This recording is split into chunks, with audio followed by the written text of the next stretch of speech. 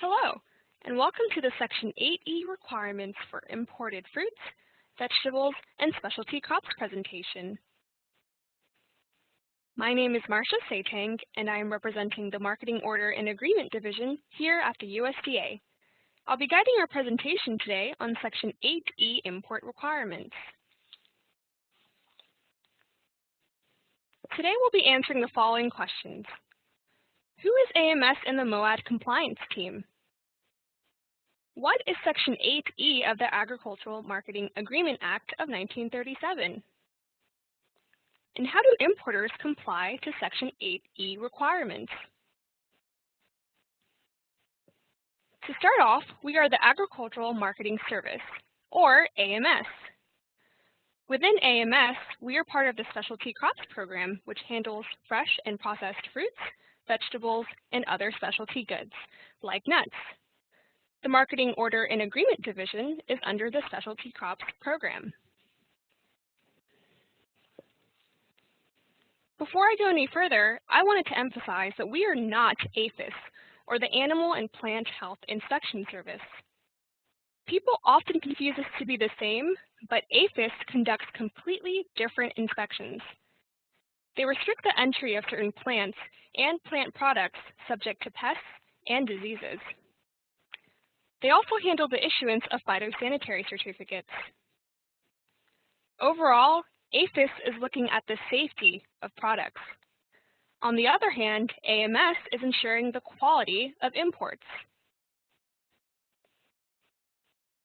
Here you can see a condensed flowchart of our structure and where MOAD is relatively located in AMS. I'll also talk about our sister division, the Specialty Crop Inspection Division, in a moment. MOAD administers the marketing order programs as prescribed by the Agricultural Marketing Agreement Act of 1937, or the AMAA. We rely on our sister division, the Specialty Crop Inspection Division, for inspection services for 8E imports. Some import commodities, like pistachios for example, may also require laboratory testing, which is conducted by AMS's Science and Technology Program. SCI is made up of both USDA inspection offices and federal state inspection offices overseen by individual states under cooperative agreement with the USDA. Inspection offices are located nationwide, and as mentioned before, SCI performs all of our inspections for 8E requirements. To understand what we do, it's important to reference the Agricultural Marketing Agreement Act of 1937. It was enacted by Congress to create orderly marketing conditions for fruits, vegetables, and specialty crops by utilizing marketing orders and agreements. The Act provides the authority for overseeing import requirements. Marketing orders are producer-driven programs with government oversight and compliance enforcement. They help to stabilize markets by balancing the availability of quality product with the need for adequate returns for producers. Doing so ultimately helps producers work together to solve marketing problems that they would not have been able to solve individually. When a marketing order is in place for domestic producers, they are binding on all handlers inside that marketing order area. Because we're stabilizing the markets and balancing the availability of quality product, this helps to increase consumer demand and satisfaction at the marketplace. Marketing orders also entail that the same quality requirements contained in marketing orders are placed on importers, which is stated in Section 8E of the AMAA.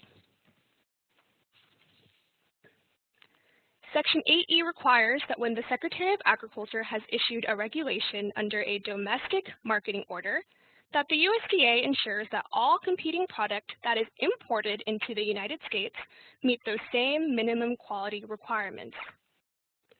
Overall, we're creating a level playing field for all parties present at the marketplace to compete. We're not asking anything more of imported product that is not already self-imposed by the domestic handlers themselves. Currently, there are 29 marketing orders covering fruits, vegetables, and specialty crops. 14 of those commodities are regulated by Section 8E of the AMAA. Here is a list of the 14 commodities that are regulated by Section 8E. As you can see on the slide, some examples include avocados, table grapes, and walnuts. When an 8E commodity is imported to the United States, the importer must submit their import data with Customs and Border Protection. We have a new streamlined process that is available for all importers to file their information online. It's very fast and convenient. While this is the preferred method as we are moving towards making online filing mandatory, importers who are currently developing their system can still utilize the stamp and fax process for CBP Form 3461 in the meantime. After filing, the shipment will then be inspected for size, grade, quality, and maturity requirements specific to that commodity. An importer can also file an SC6 exemption certificate for commodities destined for processing, distribution by relief organizations, animal livestock feed, or donations to charity. To have the commodities inspected, importers start with ACE. ACE, or the Automated Commercial Environment, is the U.S. Customs and Border Protection System. It allows importers to electronically submit required documentation in one place that is then submitted to various agencies, such as AMS. The Compliance Enforcement Management System, or CEMS, is AMS's internal system. CEMS communicates with ACE for faster compliance overview. So how do these pieces fit together? Well, importers will first input their import information into Customs System ACE. ACE will receive and process the information, which is then submitted to CEMS. CEMS will send out the notifications to the appropriate inspection offices to have the products inspected. Once the inspection is complete, the information is transmitted back to CEMS for reconciliation. CEMS will then transmit a message back to ACE regarding the inspection results. This electronic process enables products that meet requirements to be released into the U.S. marketing channels within only a few days. This process also reduces the time necessary to investigate and close cases of noncompliance from several months or more to a 3-week average of the entry being filed. AMS hosted a live webinar on using ACE and the electronic filing process. If you would like to review a recorded video of the webinar to learn more about the process, please visit this link. So after the product is inspected, what are some of the options? If an import is inspected by the Specialty Crops Inspection Division and meets import requirements, then MOAD system will reconcile the entry by matching imported weight and the reported inspection weight. Once verified, the import status is changed from hold intact to may proceed, meaning that the product can now enter the stream of commerce. However, if the values do not match, MOAD will follow up with the importer to verify the proper disposition of the entry. On the other hand, if an import is inspected by SCI and does not meet 8E import requirements, importers can, in any combination, recondition and reinspect the product with the inspection office that performed the original inspection. The importer can also re-export the commodity out of the U.S. with Customs Form 7512 and proof with a paid freight bill showing the destination and proper quantity of the product. The failed lot can be dumped or destroyed under the supervision of an SCI inspector, or the importer can send the product to exempted use. Now, an import does not have to fail in order to be sent for exempted use. Some importers have shipments specifically destined for processing, charity, or livestock animal feed. The importer must file an SC6 exemption certificate, which can be accessed online 24/7. There will be 2 parts to completing the form. The importer will need to complete Part 1, and Part 2 will be completed by the receiver. To file for an SC6 certificate, importers can visit this link to get started. How does the Marketing Order and Agreement Division handle compliance? MOAD's Compliance and Enforcement Branch will contact importers of all uninspected entries, determine the disposition of all lots with failed inspection certificates, verify all receiver credentials, and conduct investigations for complaints on non-compliance activities. We must determine if the disposition of the product was handled in accordance with 8E import regulations.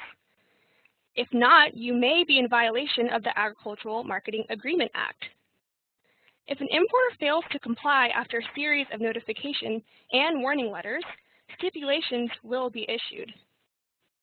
Violations of the AMAA are punishable by civil and/or criminal penalties, which are listed here on the slide. Please visit us online at the link on the screen. This is our homepage where you will find all the details on Section 8E imports. I would highly recommend looking into some of our quick links on the left panel. But before you go, I'd like to reiterate a few key points. Section 8E of the AMAA subjects all imports to be inspected to meet the same regulations as domestic commodities that are covered by this requirement. We have streamlined the electronic filing process and have a new SEMS portal that increases efficiency. Importers must file for the inspection of a product or submit an SC6 form for exempted use. If an import passes the inspection process, it is free to enter commerce. However, if an import fails, it must be reconditioned and reinspected, sent for exempted use, or destroyed. And finally, consequences of non-compliance may include civil or criminal penalties. This now concludes the presentation on 8E imports. On behalf of the Marketing Order and Agreement Division, this is Marcia Satang, and I would like to thank you for your time. If you have any questions on 8E imports or the electronic filing process, please contact the Compliance and Enforcement Branch at 888-551-3523 or at their email, 8eimports@ams.usda.gov.